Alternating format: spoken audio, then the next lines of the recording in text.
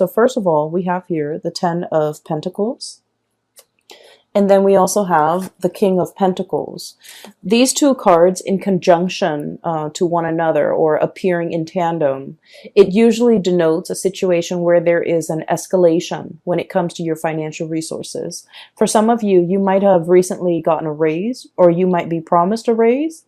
I feel like there might have been some hang-ups when it comes to this financial abundance, but the month of February is when things get released. Okay, so literally, there's like I'm hearing here a release of the floodgates so that financial abundance can come through. And if we look at this card, the water is dwindling here, right? So the crocodile, alligator, it's going back into the water source, and with this connotation, I feel like it just means, you know, the rains are coming. The time of abundance is coming into your life. You're no longer living in a dry, parched, scarce environment. I feel that, you know, scarcity is being kind of like it's scarcity is moving into the past, and I feel like this can be emotional scarcity, financial scarcity for specifically for the way this card is coming out, where there's going to be a lot more water flowing in, there's going to be a lot more abundance, there will be things that are thriving and growing and coming back in to replenish this dry, parched, scorched environment, so that you're no longer going to live in a space of dryness and scarcity. Okay.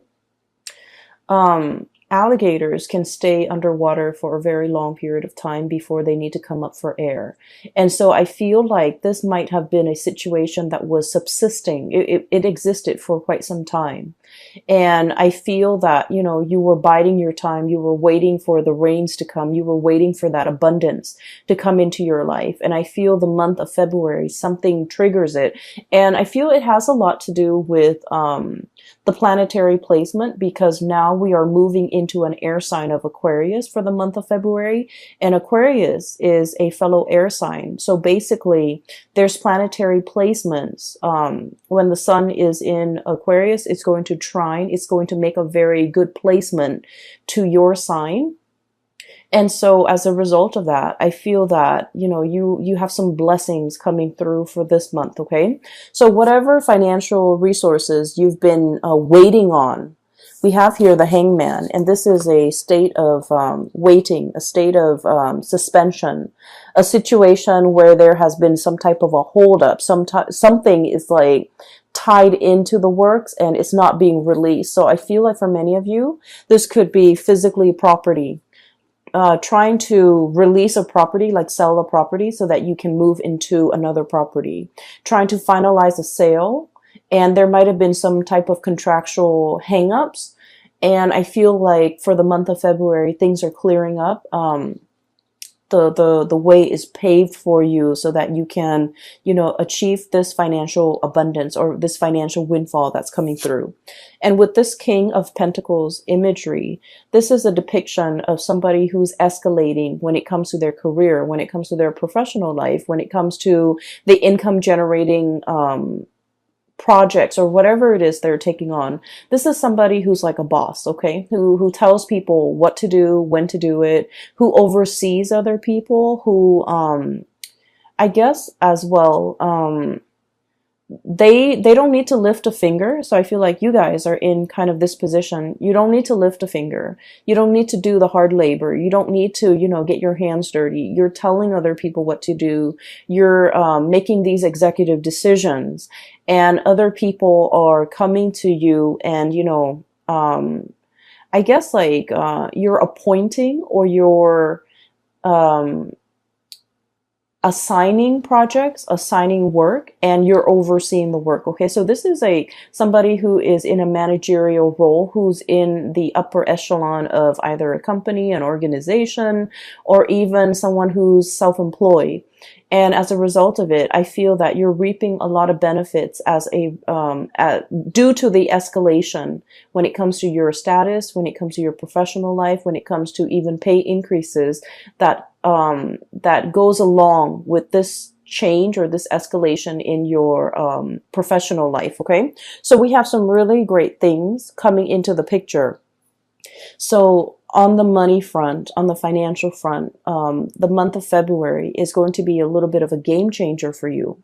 And I just want to say that, with additional responsibility and power, it also comes with, I guess, like, you're going to be heavily in the limelight. People will defer to your judgment. People will, constantly come and ask you for your professional opinion. And then people will also put you in really high regards, in that they might have trouble trusting what they think is right, and they defer to your judgment. And it is really important that your judgment is sound, right? So it's a little bit of a double-edged sword, in that we're thrust into a position of power. And so we're in a position where we have to command others. We have to lead others. We have to steer others the right way. And so what we know, our knowledge base, becomes very important, because you're not in a position where you have to convince other people anymore. People are referring to, your expertise, or deferring to your judgment. And so you want to make sure that you have the whole story. You want to make sure that you are a credible source. And you want to make sure that whatever you say, you can kind of back it up, okay? Not that you have to defend your stance or convince others of your course of action, but you just need to make sure that with leadership capabilities, it comes with a lot of scrutiny as well, from, people who might be working above you, people that you're answering to. And so you want to make sure that your judgment is sound. You want to make sure that every argument that you have is based on logic, based on facts, and these facts can be backed up, can be used as evidence, because I do feel like you have to be very, very responsible towards the people that you're leading, towards the people that you're commanding, okay? So think of it as like, let's say we're going off to war, okay? And you're in command of like 1,000 soldiers. You want to make sure that you utilize your resources well. Where can I put these soldiers so that we can have like a very efficient victory? Where can I, strategically place people or use people, so that, use not in a bad way, but use as in utilize them to the best of their capabilities, so that we can achieve visible results. So I feel like there's a lot of planning. I feel like there's a lot of strategizing that's coming through for this month. I feel like manpower might be a little bit scarce. And so it's the scarcity coming through from this card. I feel like manpower might be very scarce. So you want to utilize each and every person to the best of your capabilities, based on what you know about their strengths and their weaknesses. Okay. So for example, you wouldn't put a medic on the front lines, right? You would have him serving in the reserve, so that people can come to him for medical treatment if they're wounded, right? So it's just a matter of knowing the people that you are assigning tasks to, knowing what they're really good at, and playing up on and utilizing and taking advantage of their skill sets, so that you can, have the outcome that you want, or even have the best optimal outcome, okay? Things are never going to be perfect, but we want to aim for efficiency, and we want to make sure. And here's another thing that just came in, so I just want to talk about it real quickly. It's about utilizing people based on their strengths and their weaknesses, right? So for example, you probably wouldn't want to put your best friend, who's not really good with interacting with people, to put him in a position where he has to interact with people, okay? Even though he's your best friend. So needless to say, I feel like there might be an advice towards, erring on the side of caution when it comes to who you place in the limelight, because you might also, if all goes well, then that's great. But if things fail, you might be the one facing the scrutiny. Okay. So that's what I'm seeing here. And I feel like you are very good at judging people's character. And a lot of the times too, anytime we are in an interpersonal situation with another person, whether we like them or whether we don't like them, I feel like, we are always a little bit biased when it comes to our true assessment of somebody's skills. And so just make sure that, your friendship, your interpersonal relationship with someone does not affect the way in which they are utilized in the work environment. Okay, so make sure that you really emphasize someone's strengths and use their strengths accordingly. Okay, so I hope that makes sense. I hope that provides you with enough information, because I feel like there's room for cronyism here, but it doesn't have to be so. And there's a lot of scrutiny from the top down, so you want to be a little bit careful. Okay. But finances looks to be very stable. I feel that you're going to also be on your A game when it comes to your professional life. Okay. So with that out of the way, let's talk about, walking on eggshells. Okay. So first of all, I feel like there might have been some type of a recent misunderstanding, or like lack of communication, or even lack of meaningful communication between you and another person. You say one thing and they misinterpret and think you meant another. You say, or like they said something and you misinterpret and you think they meant another. Like it seems like communication is at, like, what do they call them? Like, it's like crisscrossed. Okay, so communication is not getting through between you and another person. And then I also feel like there's somebody here that might have been a little bit hurt by an interaction in the past that they had with you. And the person, the energy is coming out here as the Queen of Cups. Sorry about that. So I was talking about this card. The person here, I have here the Queen of Cups. And this could be a water sign, a Pisces, Cancer, or a Scorpio. I'm not reading the signs so much anymore. What I feel is the energy of this person. I feel like this person is deeply, very, very, very sensitive. Okay, water signs are incredibly sensitive. But I also feel like, it doesn't even have to be a water sign. I feel like deep down, this person is incredibly sensitive. This is a person that likes to take care of other people, okay? They find joy and contentment when they can be of use, okay? So, like, they're very eager to take care of people. They're very eager to offer a lending hand. They're very eager to, offer a shoulder for anyone to lean on. So I feel like, they might oftentimes have been taken advantage of, okay? So it's someone who's very caring, who's very loving. They're also very deeply emotional, and I feel like they have a tough exterior about them.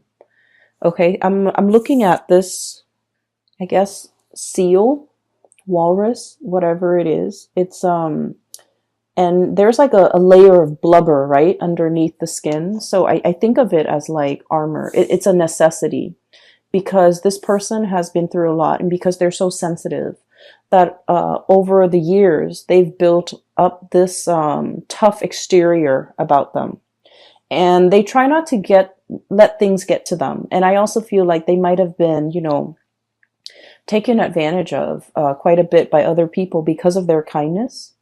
And because of that, they grow thick skin, and they're very cautious about who they invest their time in, who they invest their energy in, and who they're making themselves available to.